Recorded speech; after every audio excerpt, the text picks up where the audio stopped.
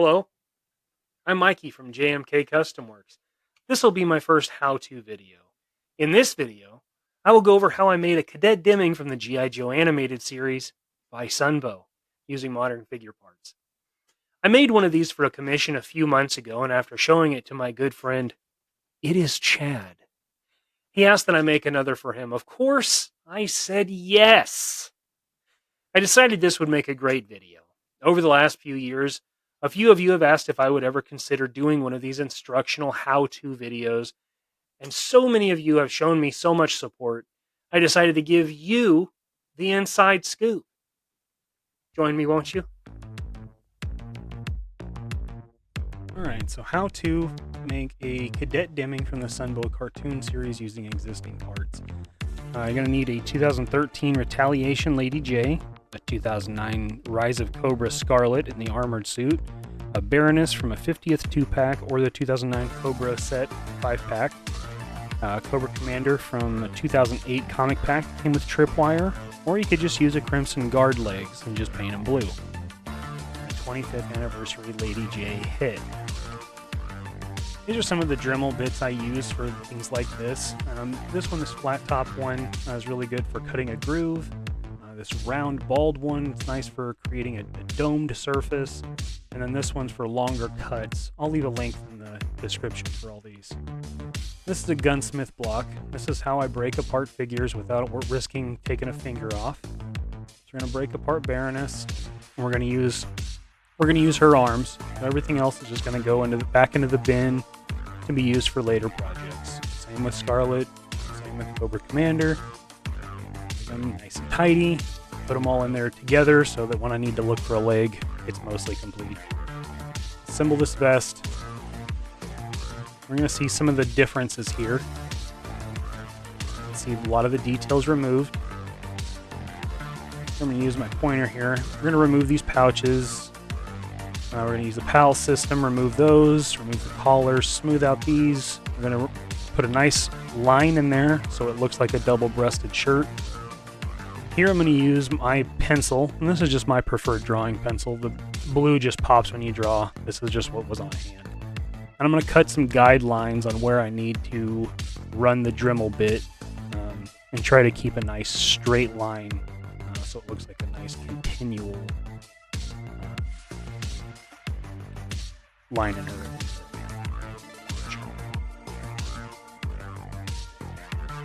Torso so I can get a little extra line. Here we're going to start. First, we're just going to run along those lines, get our guide, and then we're going to start removing material. And I'm using that flat top bit here. Really, any of those bits that I showed you would be fine. I'll leave a link in the description for where I get those, or at least what they're called on Amazon. I'm just going to remove the straps. Basically, your final result, you want it to look, or at least resemble, like a Crimson Guard shirt. So everything else really needs to go because we don't want it to look like a plate carrier. And it's kind of nice being able to trick somebody into trying to figure out where that part came from. We're going to remove the collar, remove the straps. We're going to put that seam that would be at the top of that panel.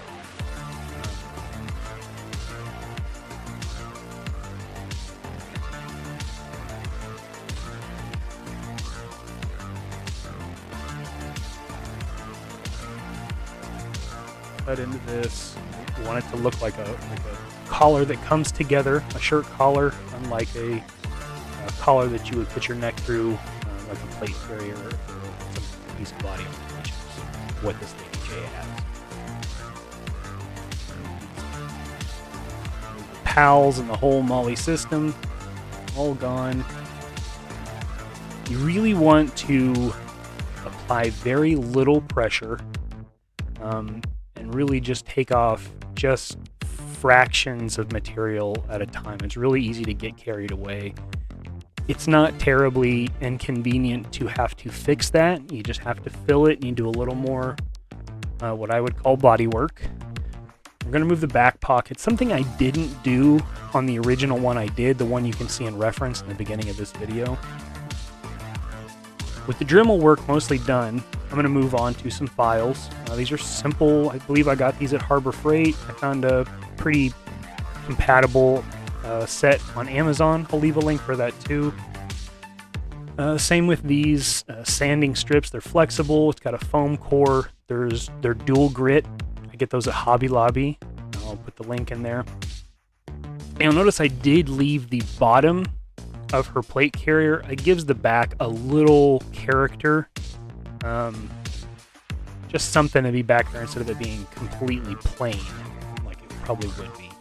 I'm going to go through with a basic X-Acto style knife and just clean the edges a little bit, deburr it, so to speak.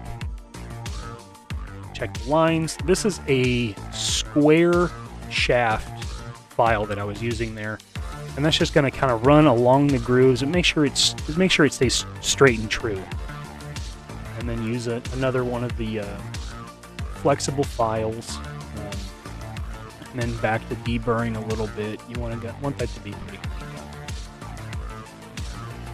Backpack hole, and you just got to keep checking it, making sure everything lines up. So with that being done, deburr, remove the extra material, wipe it off, clean it off, a little alcohol.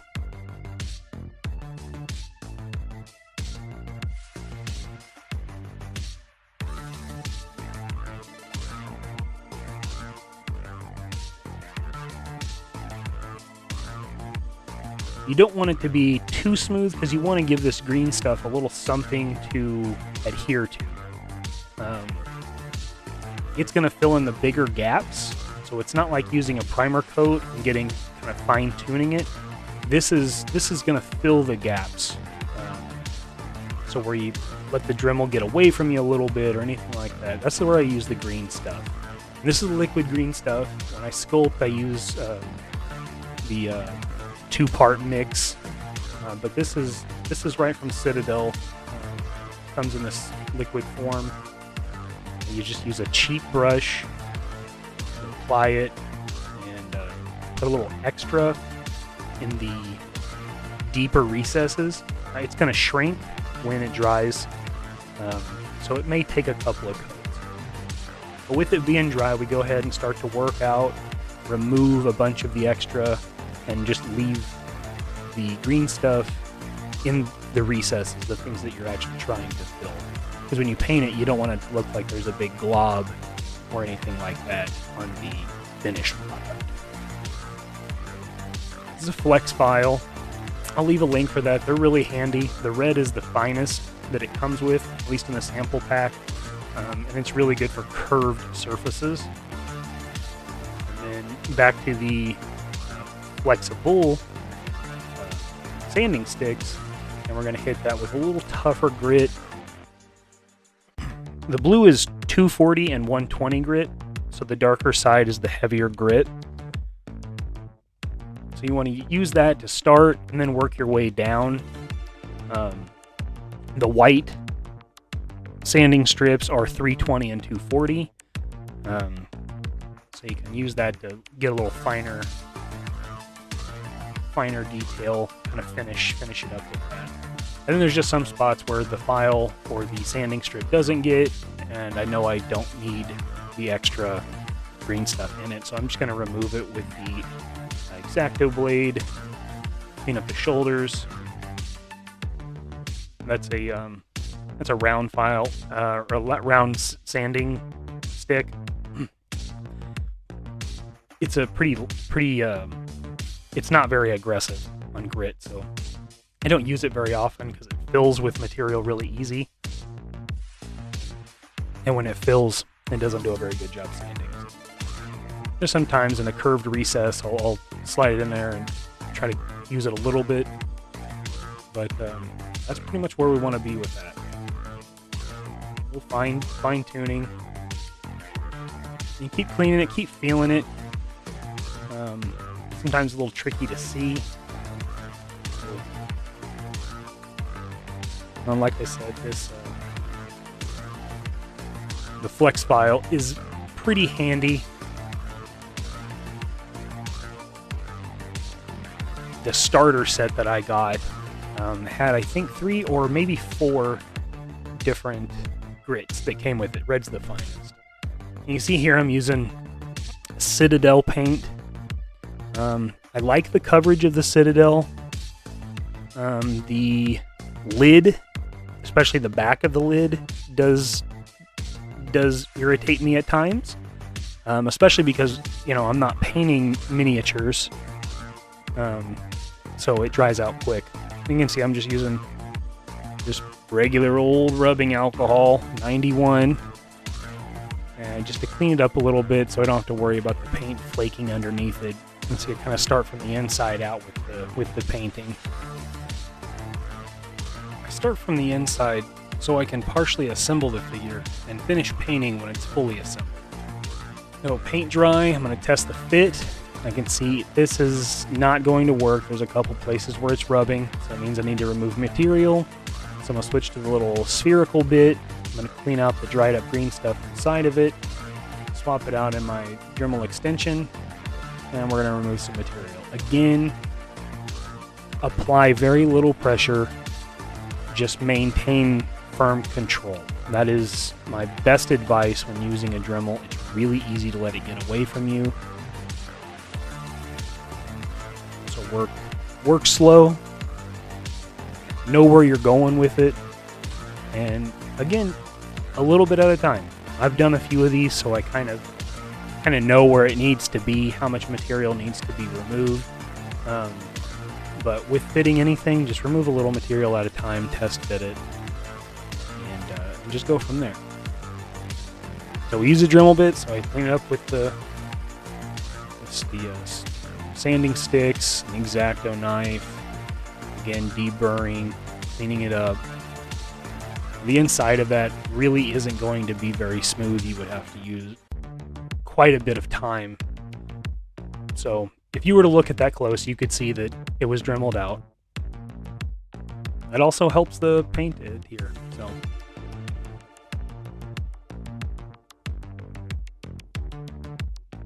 you can see there, I use these little, they're for like nail polish. These little glass jars, and that's what I put my alcohol in, and that's how I clean the brush. And then wipe it on a cotton round. Works really well for me, especially the quilted ones. It's a nice touch. Usually in the clear glass, I have an airbrush thinner, and I use the Vallejo airbrush thinner to kind of thin out the paint. I'm not doing it so much on the big parts because coverage is what I want. If I were to give you advice, I would say use it no matter what, but I don't.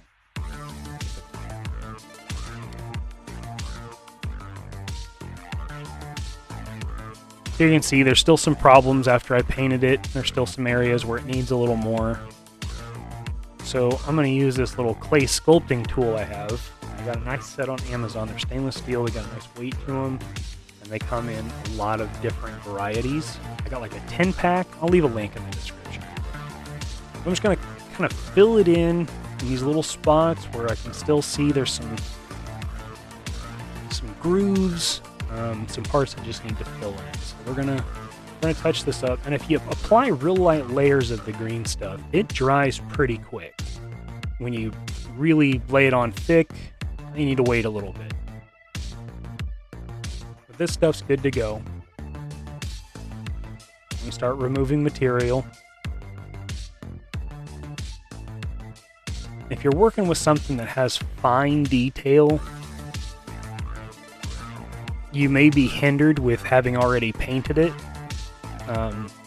But if you thinned it out, or you used some sort of model primer that was thin, something like a Tamiya or something like that, where it's real thin, you might have better luck with that.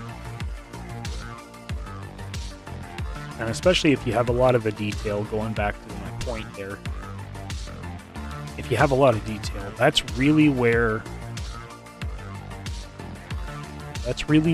the thinning out the paint comes into play for me. The finer the detail, the more that thinned paint is going to fill in your recesses, your gaps, your low spots. We removed most of the detail on this, so that's not really a concern. Not a big deal. I do want to try to keep those lines clear, because I do want those to show up. That is pretty much the only detail needed to be visible. Go back, another coat on this. For most colors, especially darker colors, about 2 coats is really what it takes, but you just got to use your eye. You want to look for the lighter spots, you know, where the base coat or the plastic color is coming through.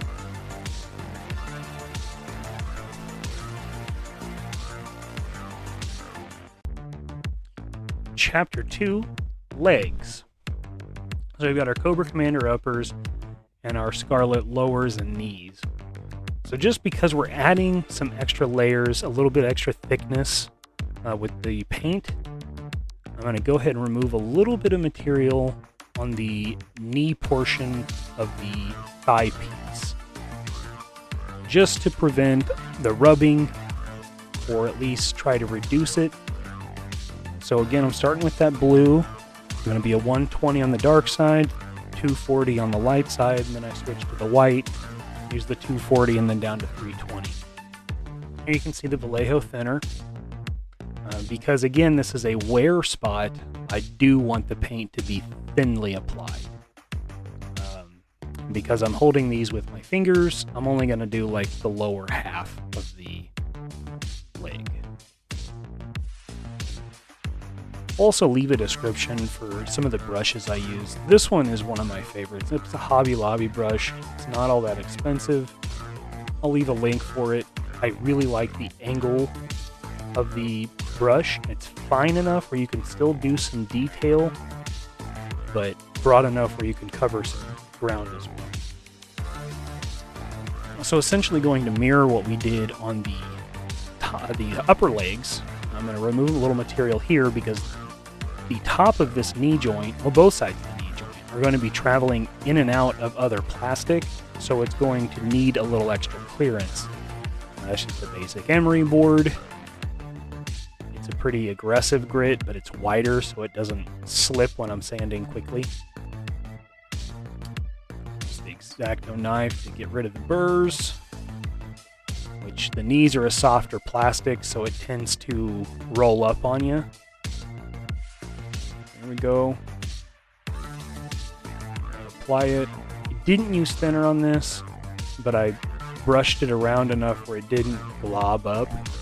I would advise using thinner. And we just have to worry about the top knees because the bottom goes in the boots and we want all that black anyway, so that actually works out really well.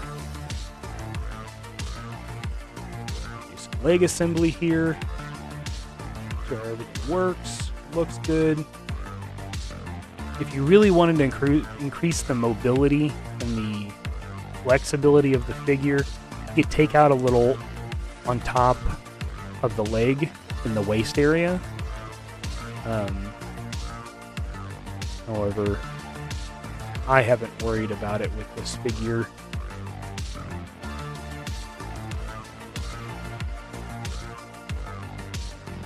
Cover everything, basically painting the pants and then going to the bottom of the shirt, making sure that all looks good.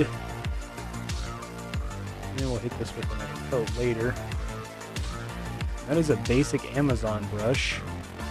Master's Touch, I believe. It's one of the few that I still use out of that kit that I got about 5-6 years ago. So our paint's dry, we're going to cover it again, give it another coat. Make sure all of the other colors are covered up. Brush, we should tip. Now we're going to lay out the stripes on the legs. We are going to follow the stripes that are already on there. To continue that stripe up the leg, something Hasbro didn't do. This is actually a little bit of lacquer thinner. If I really need to remove paint, that's what I use. Here you can see I'm going to mix a little bit of that Vallejo model color red with a little bit of the Vallejo airbrush thinner. And I'm going to mix it with my Amazon No. 3 brush. Pour it in a mason jar, and I've used a little pipette to transfer liquid to clean surfaces and things like that. And then we're going to use, it's a little bit of Vallejo model color. It's their red, carmine red, and a little bit of the Vallejo airbrush thinner to kind of lay a real light base coat of these stripes. We'll come in later with a little thicker mix and make sure these stripes really pop. Like I said, you're going to follow the lines that Hasbro has in the mold, and then at the top of the leg, you're going to follow those pencil marks. The pencil marks, if you put them on both sides, pencil graphite will actually work a little bit as a guide.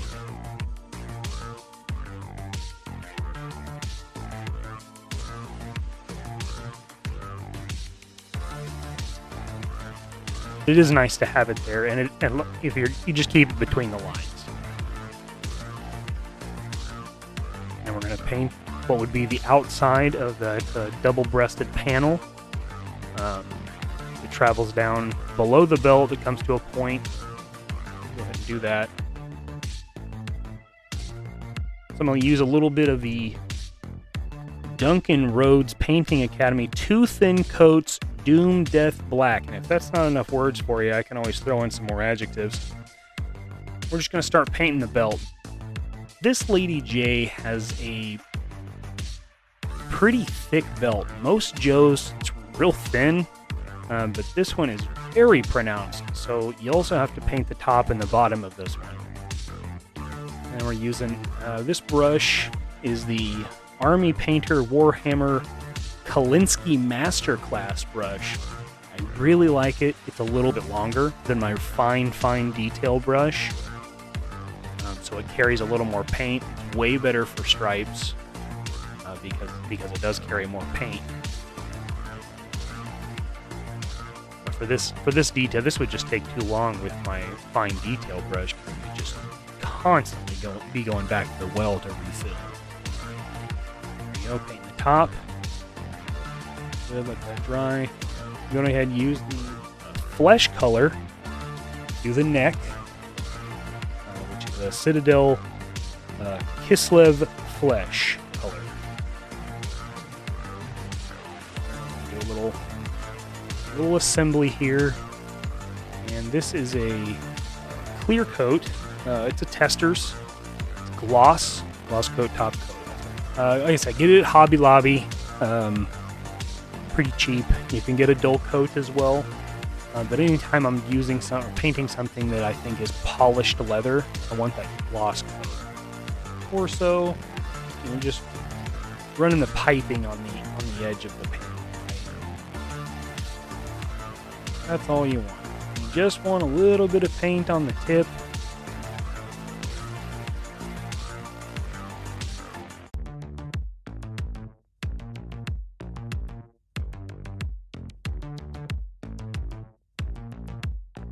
Here we're going to lay out the Cobra symbol, which in the cartoon is vastly different than the standard Cobra symbol. And then we're going to start with painting the outline of the snake, the hood, the middle of it. Keep it somewhat symmetrical. That mix I had was just a little too thin. Still pretty thin, but it gets you a base coat, something to follow with a bolder red or just a thicker mix. Kind of tricky to get a single drop out of these Vallejo bottles for the thinner. Comes out like a bathroom break about 2 a.m. Fellas, you know what I'm talking about. So we're going to paint the buttons. Typically, I would do buttons in a gold, but the cartoon character, it's red.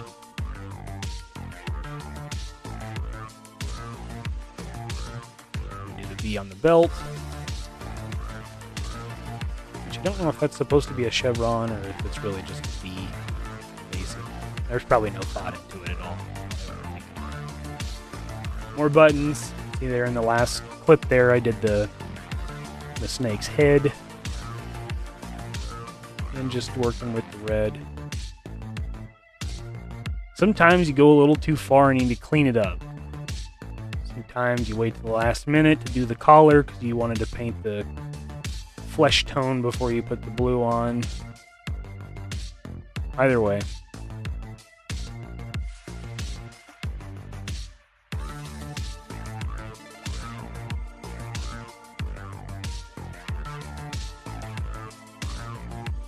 Here we're going to do the outside of the snake. Right. A little Batman cowl. And then we're going to paint the hood.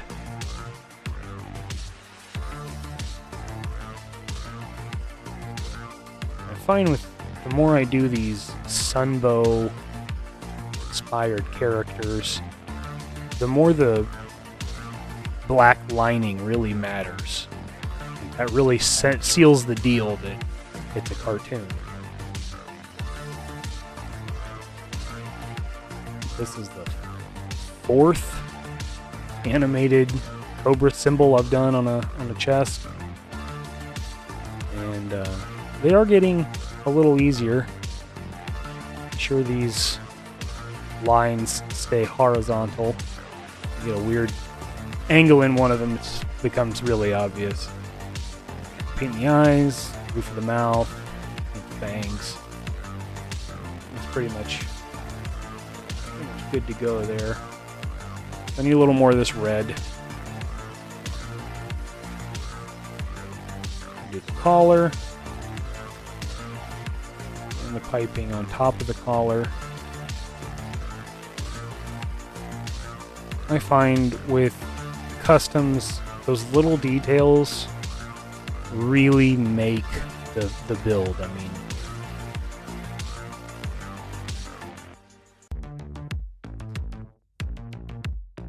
shaving down Baroness's gloves because they come up to her forearm in kind of an angle, so you just want them to look like gloves, so I cut off most of that so they just line up flat instead of at a large angle. Here I'm doing a little bit of joint work. Use that flat top Dremel bit again. Again, you're not applying a lot of pressure. You're just creating a little bit of clearance for that joint to roll into that arm without scraping paint off. This being a black arm, there's going to be probably an extra coat of paint to make sure that's covered up. Again, with the X-Acto knife, like I said, these are the softer plastic, so when you make them hot, sanding on them or grinding on them, they gum up a little bit. It's kind of the biggest obstacle. So you just use this X-Acto blade, and trim it up, deburr it, make it smooth. I say it's one of the more painstaking parts of the entire process is working the joints and clearing them. So again, I'm going to use the inside of both of the joints. I want that to be done before I move on to the rest of it. That way I can see if there's going to be any rubbing issues or if I need to remove more material. I'm not too deep into that process. And then just apply coats until it's the right shade of blue. No black showing through.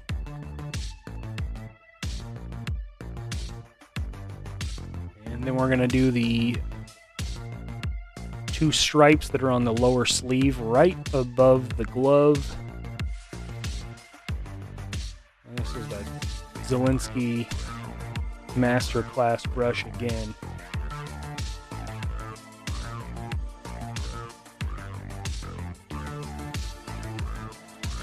And that one's the detail. That one is called the Wargamer the Psycho. It's also an army painter brush. This is the second one I've purchased. It is not terribly expensive, and for detail, it works really, really well for me. And these stripes are fairly tricky because you want them to have the equal amount of space all the way around it. So work a little bit at a time, and then gauge it as you roll it around in your fingers while you're painting. I also paint from both sides to make sure they meet in the right spot. So this is more of that gloss coat, just matching the arms. A little heat gun there, I'll put a link on that. It's pretty handy, it's hands-free. Just heating up the gloves so they pop on easy. Wasn't necessary, but I didn't want to apply extra pressure to a painted surface and risk rubbing the paint off. There's a little bit of styrene. There's a gap in between where the arm goes in and the torso, and I don't want loose arms, so I'm just going to fill that gap a little bit. And there's a little bit of rub issue here. Unfortunately, I did not see that until it was assembled, so clear a little material out from the inside of the torso, reapply glue, and there we go. And that's just brushing off a little bit of the Dremel dust. And we're going to use gloss coat and cover the black surfaces, because again, we want that to be polished. This is an officer's uniform. In this video, I really tried to show you the mistakes I made, because most of the mistakes, it's not the end of the world. Here is what I'm talking about. I messed up, I left her second belt off, and so I had to pop that torso again and re-glue it after I installed the second belt. And again, I wanted to show that because mistakes happen, it's not the end of the world, you just fix them. Right? These are the ropes and a little bit of the harness from a Retaliation Cobra Commander. He came in black or blue. This is where I'm getting the cords and the other side as well. And you see I just made it by cutting out a little piece of it so it would be fairly symmetrical. Painting the cords here. You see I did step away from the model color, the Vallejo. Went back to using the Citadel paint.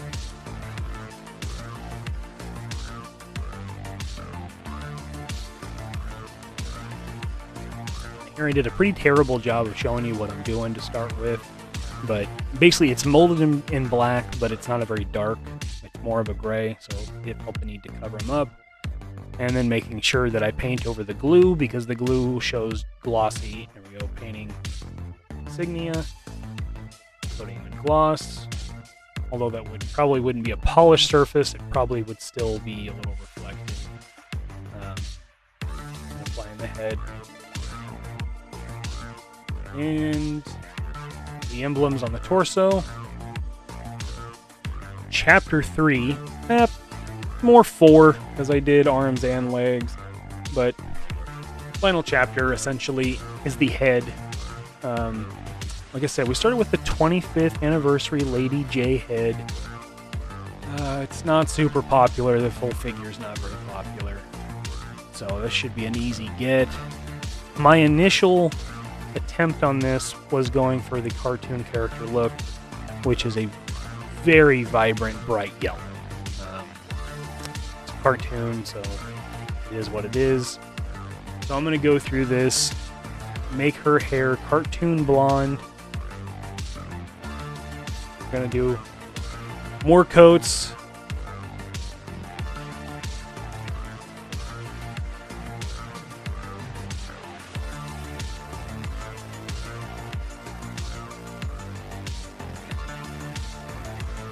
Clear out both of my receptacles, a little more lacquer thinner to clear the brush completely, because I did get a little bit at the base, and you don't want paint to harden inside of that and fray it and ruin your brush.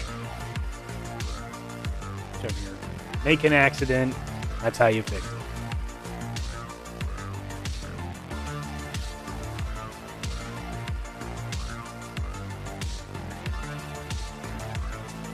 Flesh. Same color I did the neck. Use the Masterclass again, because I do want paint to be in the brush, but I also need to get around the little curls and stuff that are molded on the face that are part of her hair. I'm going to do the detail part of it first and then fill it in. Now you can see here I have the alcohol in the purple, and then I have the airbrush paint thinner in the clear, and you can kind of see I'm dipping between the both of them, so I'll get a drop of paint and then I'll get a little bit of the thinner on top of it so it spreads a little, spreads more evenly, especially when doing faces, because if you glob it up it'll look like they have horrible acne scars. Unless that's something you're going for, you probably don't want it. The eyebrows, I just did the eyes. There's the eyeliner. On the first pass, I didn't do the bottom of the eyes like I did in the first figure I did, the one you see in the beginning of the video.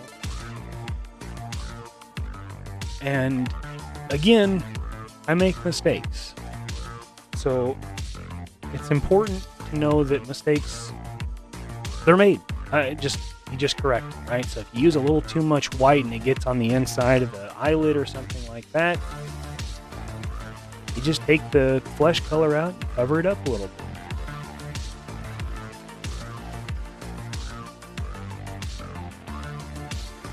Give her blue pupils.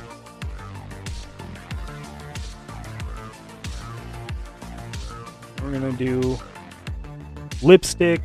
And again, first choice was bright red, even though that is not what the character looks like. So she's very cartoony. Blonde hair, blue eyes, red lipstick. I think there's a Taylor Swift song about that or something. I don't know. Anyways, I'm going to let you watch me go all the way down the rabbit hole, making several mistakes here. I do finally decide to go ahead and give her the eyeliner on the bottom as well. I think that gets the best results. Clean it up a little bit. Fill in some thin spots. And reapply a little bit of the white into the eyes. And here I'm going to correct the shade of color that I want for her hair. And this one will be much, much closer, and in fact is the same color as the reference figure I have in the beginning of the video. I took some chances on this one and tried to make it a little bit different, and I just tried some stuff out, and overall I did not like them and went back to the way I did things in the first place, which is sometimes the way she goes. Make sure all the bright yellow's taken care of. There I'm going to show you the finished project with the wrong hair color.